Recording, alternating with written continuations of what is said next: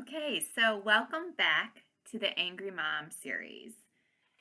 The real name of this series is actually 6 Steps to Go from an Angry to Happy and Confident Mom. And if you haven't done so already, you can grab this free printable that lists all the steps within this blog post. And I'll also put the link below for you to grab this if you haven't done so already. We're actually on step 4 today. So if you just happen to come upon this series, I recommend going back to step number 1. That should be linked below. So you can start from the very beginning. And in that video in step 1, I also share my story of my very honest story of how motherhood didn't really play out the way I had anticipated it would be before I had kids, and how I just felt very angry and unhappy a lot of times, and the steps I took to be a more happy and confident mom and less angry. Okay, so if you haven't done so already, go back to step 1. You can watch the video and start the whole process there. However, we're going to move forward with step number 4 today, and that is be aware of your thoughts. So whenever you find yourself acting differently than you would like, go inward, ask yourself what's going on in your mind, and sometimes setting a timer for 5 to 10 minutes will help you take that time to reflect. So let me get a little bit more specific with that. One of the things that I've had a lot of success with is creating a little space between when I feel myself starting to get very angry or very frustrated and then reacting. So creating some space between that emotion and how I behave. And one of the ways that I did that was to tune into how some of those emotions felt in my body. So just to give you a quick example, when my kids weren't listening to me, I felt my anger rise within me. And for me, that triggered the anger, felt like my heart started racing really fast. I started having kind of racing thoughts. My body almost felt under attack in a sense. Like I felt like I had to lash out, like I had to defend myself. So that's what anger felt like for me. And when I would just kind of let that occur and not put the space between myself, the behavior that would come from feeling that anger would be the yelling at my kids, would be the engaging in the cycle that I've talked about before, which is the yelling, feeling guilty for what I said or how I reacted to my kids, and then telling myself I was a bad mom. And then that would just, the cycle would just keep going. The yelling, the reacting by yelling. The yelling, the reacting by feeling guilty, and then telling myself I was a bad mom. So that cycle was just really hard for me to get out of until I started to take these steps. So this is one of the steps that really helped.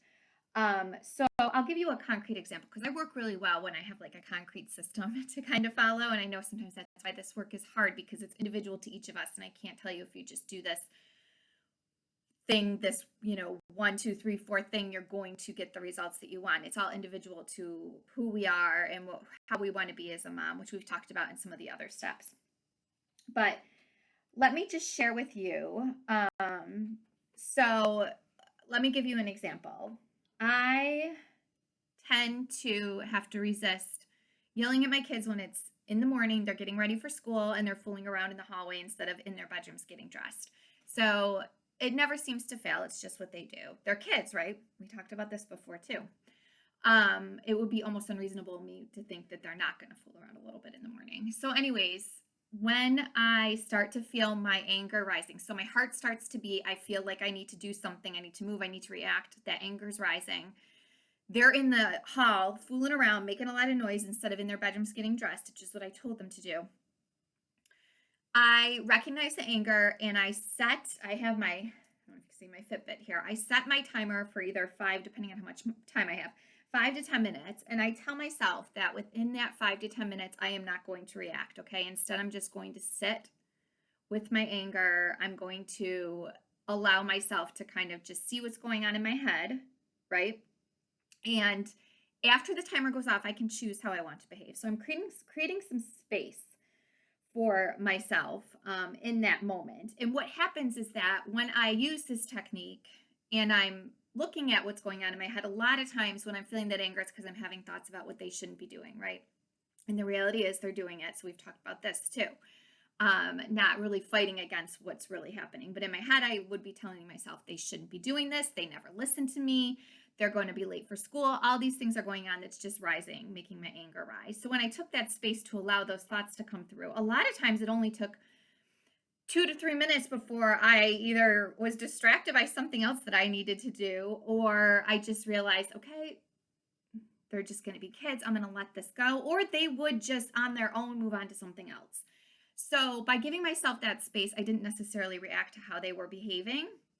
And I didn't get myself stuck in that cycle. And when I can look back, I see that sometimes I actually caused my kids to be late in the morning because I would engage in my cycle of anger, yelling.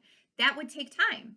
I would actually take time from myself getting ready to go out in the hall and to yell at them. And then a lot of times they would talk back. And then I would take time to lay down a consequence. And then they would have to like be in the room for 2 or 3 minutes. And that would take time, obviously. So then at this cycle, this yelling at them cycle over something that really at the end of the day didn't seem to be that big of a deal, was taking more time away than if I just let them fool around a little and then get dressed without me interfering, without my anger getting in the way and my yelling.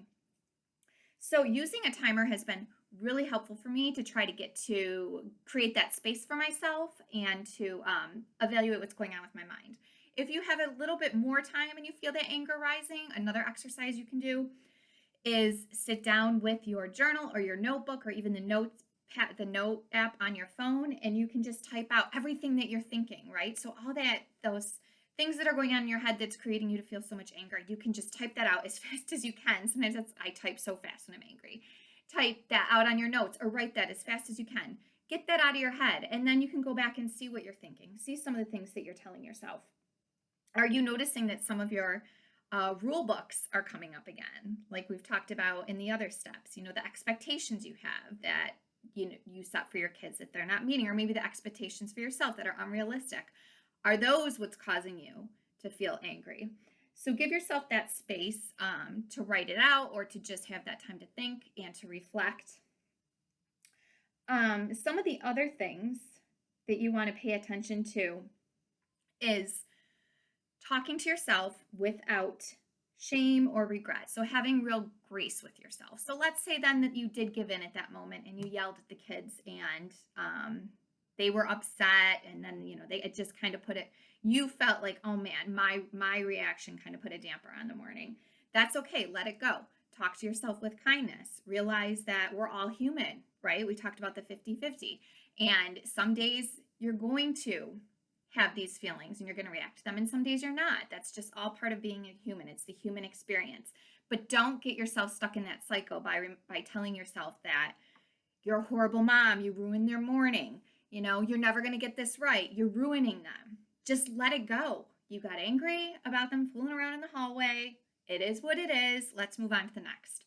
And for me, I found that when I also stopped the shame guilt cycle within myself, my reactions to my kids were also less fueled because I wasn't in the back of my head playing that inner voice of, you're such a bad mom, you're ruining your kids, as I'm yelling at them. And that was just perpetuating the cycle, right? So I kind of got that to quiet down. So even at the times when I did react, when I was upset with my kids, it wasn't as intense and it didn't last as long because I also wasn't beating myself up while I was doing it.